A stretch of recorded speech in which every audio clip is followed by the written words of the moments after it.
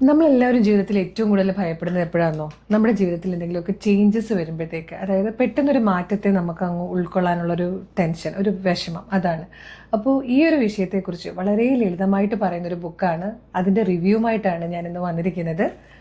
Who moved my cheese എന്ന് doctor Spencer Johnson എഴുതിയ ഈ ഒരു ബുക്കിൻ്റെ റിവ്യൂ ആട്ടോ ഈ ഒരു വീഡിയോയിൽ. ഇതൊരു സൈക്കോളജി ലെവൽ ഷോർട്ട് സ്റ്റോറി ആട്ടോ. ഇതിൽ 4 ക്യാരക്ടേഴ്സ് ഉണ്ട്. അപ്പം അവർ ജീവിതത്തിലുണ്ടാകുന്ന മാറ്റത്തെ, അതായത് അവർക്ക് ഒരുപാടായി കിട്ടിക്കൊണ്ടിരുന്ന ഒരു ചീസ് ഇതിനകത്തൊരു മെറ്റഫറാണ്. ചീസ് അതായത് നമ്മളുടെ സക്സസ്സോ, നമ്മളുടെ ബിസിനസ്സോ, മണിയോ, റിലേഷൻഷിപ്പോ എന്തോ ആവാം. അപ്പോൾ അതുപോലെ അവർക്ക് വളരെ സുലഭമായി കിട്ടിക്കൊണ്ടിരുന്ന ചീസ് പെട്ടെന്നൊരു ദിവസം അപ്രത്യക്ഷമാവുന്നു. അപ്പം ആ ഒരു സിറ്റുവേഷനോട് ഈ 4 പേരും എങ്ങനെ പ്രതികരിക്കുന്നു എന്നുള്ളതാണ് ഈ ഒരു സ്റ്റോറി. ഈ ഒരു ബുക്കിൽ നിന്ന് എനിക്ക് കിട്ടിയ ഒരു എൻലൈറ്റ്മെൻറ്റ് എന്ന് പറയുന്നത് 3 കാര്യങ്ങളാട്ടോ. അതിൽ first one, change is inevitable. നമ്മളുടെ ബിസിനസ്സിലായാലും നമ്മളുടെ ജീവിതത്തിലായാലും മാറ്റങ്ങൾ വന്നുകൊണ്ടേയിരിക്കും. അപ്പോൾ അങ്ങനെയുള്ള മാറ്റങ്ങളുമായിട്ട് പൊരുത്തപ്പെടാൻ നമ്മളെപ്പോഴും പ്രിപ്പയർഡ് ആയിരിക്കണം. Hope for the best and prepared for the waste.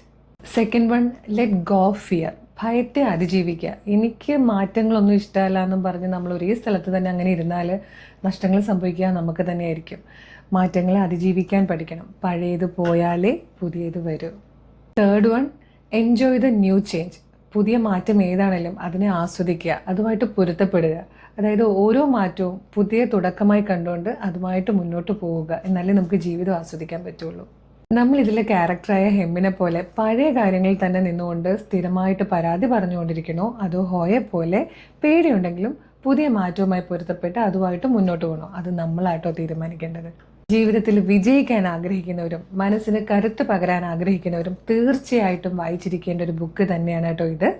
അപ്പോൾ ഈ വീഡിയോ ഇഷ്ടമായ ലൈക്ക് ചെയ്യണം, കമൻറ്റ് ചെയ്യണം. ബുക്ക് ലവറായ നിങ്ങളുടെ ആ ഒരു ഫ്രണ്ടിനോ റിലേറ്റീവിനോ ഈ വീഡിയോ ഒന്ന് അയച്ചു കൊടുക്കണം.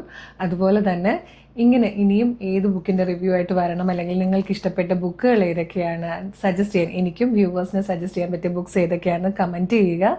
എന്നിട്ട് നമ്മളുടെ പേജ് ഫോളോ ചെയ്തോളൂ. എപ്പിസോഡ് 3 വീണ്ടും കാണാം. Thank you so much.